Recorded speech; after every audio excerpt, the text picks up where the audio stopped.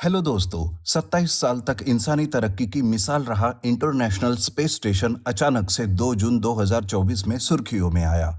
इसके पीछे की वजह थी बोइंग का एक डिफेक्टिव स्पेसक्राफ्ट, जिसकी वजह से 9 महीने तक भारतीय मूल की एस्ट्रोनॉट सुनीता विलियम्स और बुच विल्मोर स्पेस स्टेशन में फंस गए।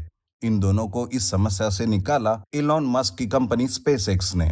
चलिए जानते हैं कि आखिर ऐसा क्या हुआ था कि सुनीता विलियम्स की हफ्ते भर की ट्रिप 9 महीने की आफत में बदल गई। दोस्तों, बोइंग दुनिया की सबसे बड़ी विमान कंपनी में से एक है। साथ साथ ये कंपनी अपने कुछ मॉडल्स की वजह से विवादों में भी रह चुकी है।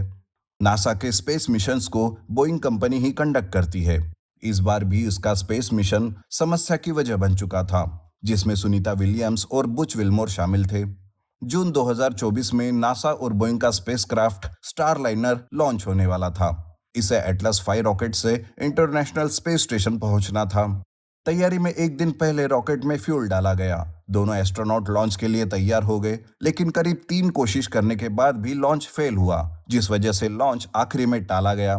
फिर 5 जून को एक बार फिर से लॉन्च की कोशिश की जाती है।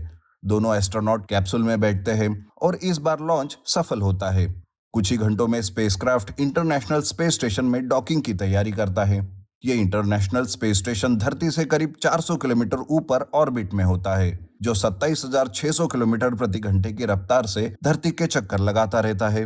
अब स्पेसक्राफ्ट को इतनी ही स्पीड में जाकर इंटरनेशनल स्पेस स्टेशन से जुड़ना होता है, जिसमें स्पेसक्राफ्ट में लगे हुए थ्रस्टर्स इसमें यूज किए जाते हैं। थ्रस्टर्स असल में छोटे छोटे इंजन होते हैं जो गैस की मदद से कंट्रोल किए जाते हैं। लेकिन जिस वक्त डॉकिंग के लिए स्टारलाइनर इंटरनेशनल स्पेस स्टेशन के पास जाता है, तभी स्पेसक्राफ्ट में लगे हुए 28 में से 5 थ्रस्टर्स बंद हो जाते हैं। इस कोशिश में काफी वक्त लगता है और फाइनली डॉकिंग हो ही जाती है, और इस तरह से सुनीता विलियम्स अपने साथी के साथ इंटरनेशनल स्पेस स्टेशन के अंदर पहुंच जाती है। अब एक इम्पोर्टेंट बात यहां बताता हूं कि भले ही स्टारलाइनर इंटरनेशनल स्पेस स्टेशन में पार्क या डॉक हो गया, तभी एक बात पता चलती है कि स्पेसक्राफ्ट से हीलियम गैस लीक हो रही है। ये गैस स्पेसक्राफ्ट में ईंधन के तौर पे काम नहीं आती, बल्कि ईंधन को जलाने में काम आती है। ये सब कैसे होता है? दरअसल रॉकेट के टैंक्स में लिक्विड फ्यूल और ऑक्सीडाइजर भरे होते हैं, और इन टैंक्स में प्रेशर बनाने के लिए ही हीलियम की जरूरत होती है।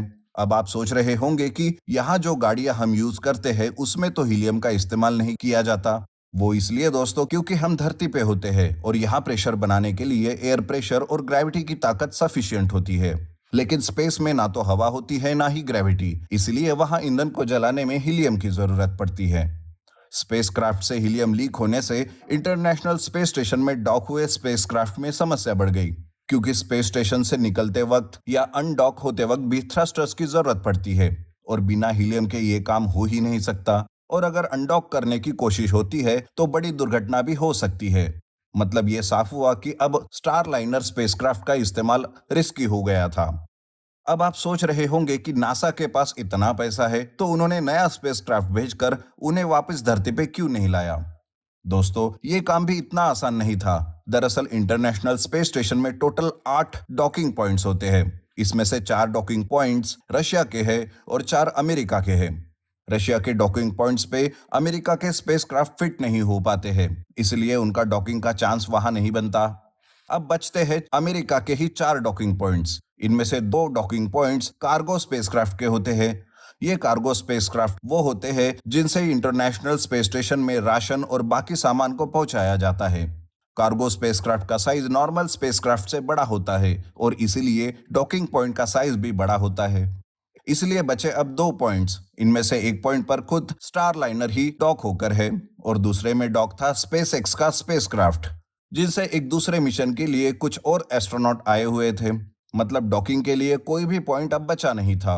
अब आप सोच रहे होंगे कि स्पेसएक्स क्राफ्ट में भी तो वो लोग जा सकते थे। तो यहाँ आपको बता दूं कि स्पेसक्राफ्ट कोई बस या कार नहीं होती है जहां 5 की जगह 6 लोग फिट हो जाए। जितने लोगों के लिए स्पेसक्राफ्ट बना था उतने ही लोग उसमें बैठ सकते हैं, इसलिए ये रास्ता भी सही नहीं था। लेकिन वापस तो आना था एस्ट्रोनॉट्स को, इसलिए अब तैयारियां शुरू की गई।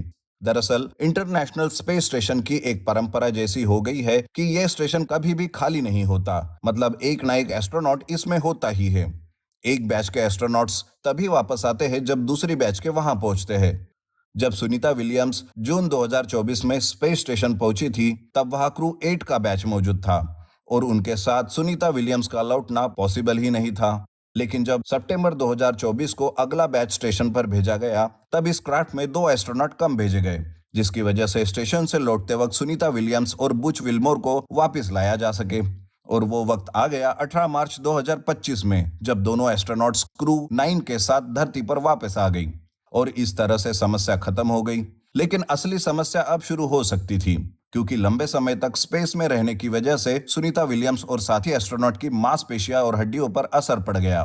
इस बात को आसान करके बताता हूं कि जैसे कि every action has its equal opposite reaction, मतलब कि जितना जोर आप लगाएंगे उतना ही जोर आप पर भी लगेगा। जैसे कि आप किसी चीज को धक्का देते हो तो उतना ही फोर्स आप पर भी पड़ता है। ठीक वैसे ही धरती हमारे ऊपर ग्रेविटी का फोर्स लगाती है, लेकिन स्पेस में नहीं। और इससे जो है हमारे शरीर की मांसपेशियां और हड्डियां मजबूत बनी रहती है। लेकिन ये चीज स्पेस में नहीं हो पाती, जिस वजह से मांसपेशियां और हड्डियां जोर ना पड़ने की वजह से कमजोर हो जाती है। यही वजह है कि स्पेस में अगर आपने 2 हफ्ते बिताए तो शरीर की मांसपेशियां और हड्डियों की ताकत 20% घट जाती है। 6 महीने में करीब 30 से 35% घट जाती है। वजन घट जाता है और पाचन क्रिया पर भी असर पड़ता है। डीएनए और जेनेटिक्स पर भी असर होता है। इस कारण इससे बचने के लिए एस्ट्रोनॉट्स को रोजाना 2.5 घंटे की कसरत वहां करनी पड़ती है। दोस्तों, सुनीता विलियम्स अब धरती पर वापस आ चुकी है, लेकिन नासा के लोग आशंकाओं में घिरे हैं कि कहीं सुनीता विलियम्स और बुच विल्मोर की हेल्थ पर स्पेस में 9 महीने तक रहने का क्या असर पड़ेगा। लेकिन हम सब मिलकर उनकी बेहतर हेल्थ की उम्मीद करते हैं। आज के लिए बस इतना ही दोस्तों, मिलते हैं अगले वीडियो में जल्द ही।